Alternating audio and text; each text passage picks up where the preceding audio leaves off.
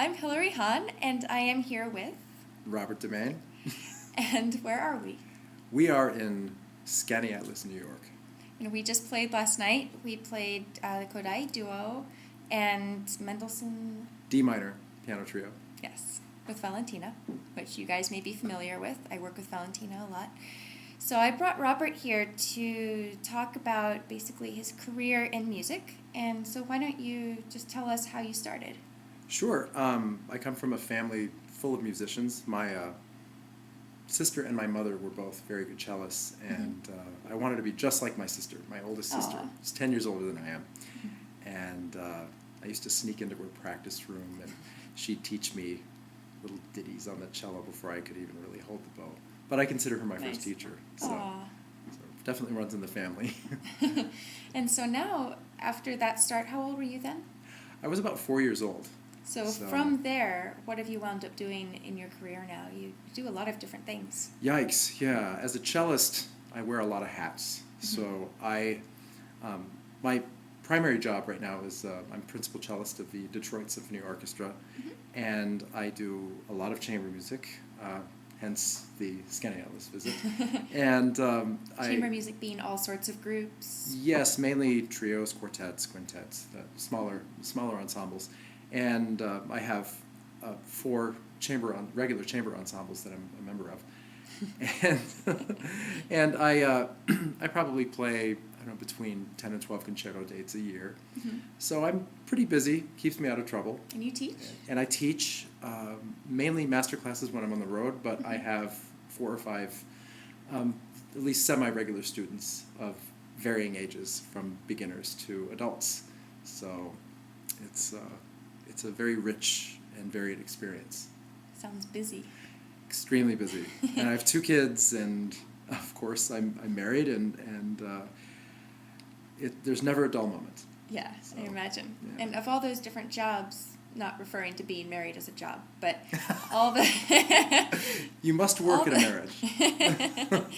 All the different jobs that you do, what do you find enriching about each one? Well, I find that each discipline feeds the next one. Like, chamber music especially is the one that ties them all together. You have to know when to be a good soloist when called upon. You have to know when to be a good supporting, best supporting actor when you're called upon to do that, and just to fit into the general ensemble. So, chamber music, I think, is the highest art form in the musical discipline. So, as far as the other disciplines, orchestra is also the same. I'll be sitting there chugging along nicely, and then all of a sudden, boom, the spotlight is on the principal cello, or the spotlight is on the principal flute, and you have to play very well. So all of a sudden the heat is on like that, and sink or swim. You have a very loud snap. I do. I'm really good at that. My students hate it. Oh. My students hate it. Oh, I can imagine. So as a teacher then, you must have a lot of people, and you do the master classes, people must come up to you and ask you questions about, future careers in music. For the students who aren't quite sure where they want to go, which direction they want to go in, whether they want to be a musician or not, what advice do you have? Well, I try to encourage them to definitely pursue music as far as they can, and remind them. I always use my sister as an example. She probably could have had a career in music, but she opted instead to go into dental school, and during her undergrad and her graduate years she received a sizable music scholarship, and that was one way that she put herself through dental school, was by playing the cello. So, and she still plays the cello to this day, and is still my hero. Aww. So I worship my sister. She's the best.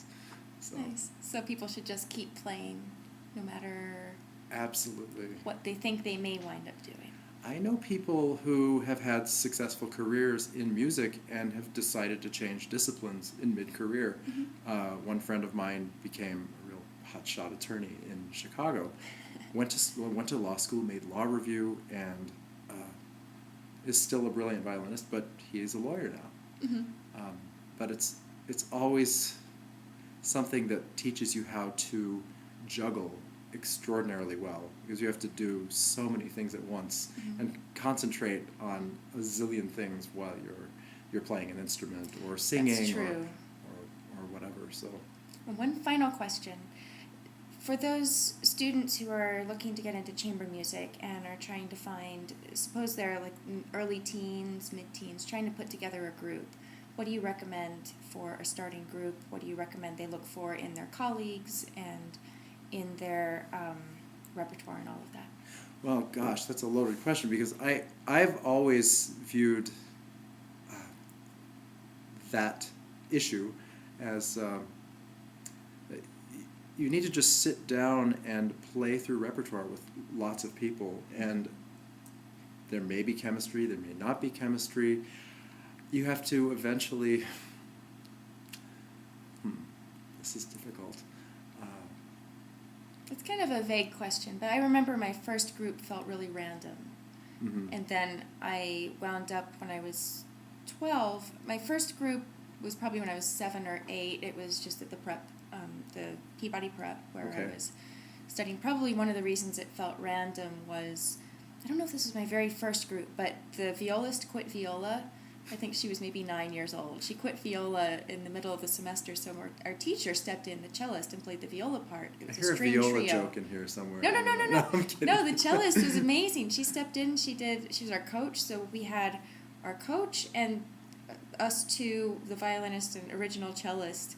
We were under 10 years old in this group with this professional cellist. And my gosh. I wish I could go back now and learn from that, because I'm sure there's a lot I learned there, just that I can't recall because it became ingrained. But after that, then I had various groups of not mismatched, but mixed people, like from all different backgrounds and different experience with the instruments. And I found a really good group at one point, and it did click. But just how do you recommend starting? Well, often you're thrown together in a situation where, the group, like I said before, it may have chemistry, it may not, but